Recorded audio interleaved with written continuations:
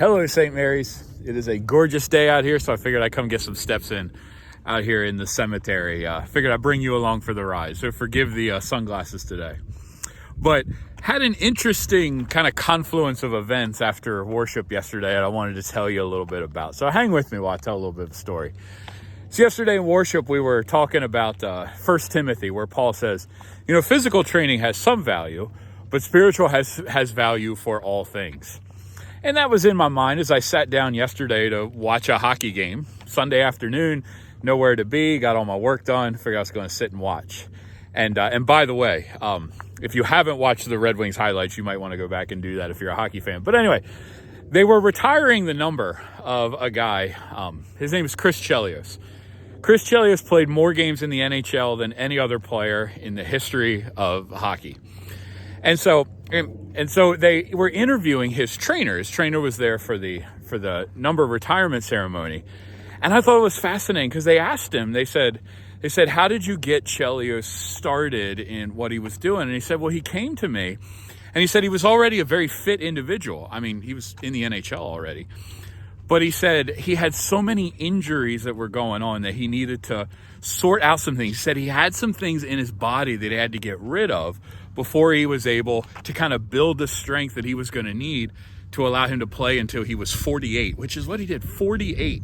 Most athletes are gone by like 35. But anyway, and I thought that was really, really fascinating that even a professional athlete had to sort some things out, had to get rid of some negative things in their lives, in their bodies, so that they could perform better. And I got to thinking about that this morning as I got up to go to the gym and went out to work. And you need to understand that I'm a bit of a meathead when I work out or when I do gym stuff, or even when I play sports. I'm like, I am committed to being the biggest and the best and to doing the most. That's just how I'm wired. That's how God made me. And so the last time I really did a big round of the gym, it was always, I'm going to lift the most weights. I'm going to do the most. A lot of it's because, sometimes I've been in classes where I am the biggest, and frankly, I am a little stronger than other people. So I'm like, I ought to be doing the heavier weights, but there's a lot of ego tied up in that as well. I'm not going to lie. I can tell you the truth here. And so when I went into the gym today, I was like, wait a second.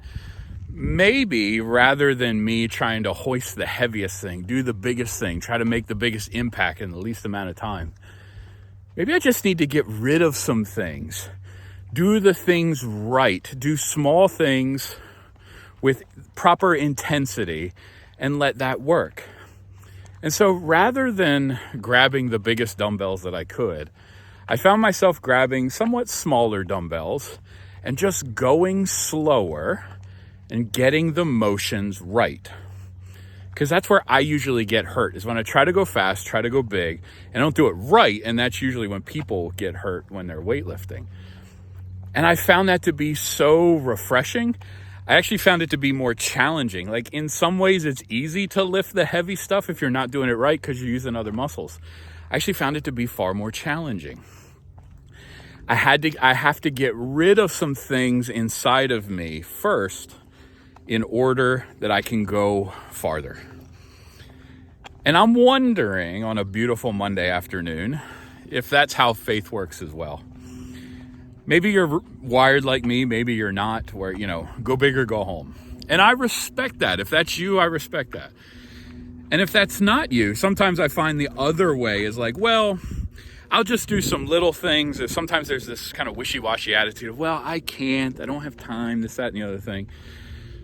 Well, maybe the best approach to our spirituality is to do small things with the same kind of great intention. So you don't have to do 2 hours of prayer in Lent every day to make it work, but you do have to do it with intensity. I would rather 5 minutes of all your heart and all your mind plugged into the presence of God in your life, rather than trying to do a lot or the wishy-washy, you know what, I just don't have time in my life. Doing the small things right develops the attitudes and the habits inside of us that will allow us to go farther. And so I learned that lesson this morning, and I wonder if that lesson is useful to any of you. small things with great intensity. Get it right. Get your spirit pointed in the right direction so that your spirit can be strengthened as you take on more and more, as God does God's work in your life and building you up into the person that God has called you to be. So I'll leave you with that lesson this afternoon, and I hope it blesses you. And if you'd like to talk more about it or have questions about it, please let me know.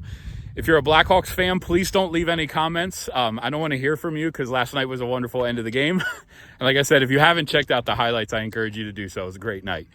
But friends, thank you so much for coming on a walk with me. I'll see you all soon. Peace and good, y'all.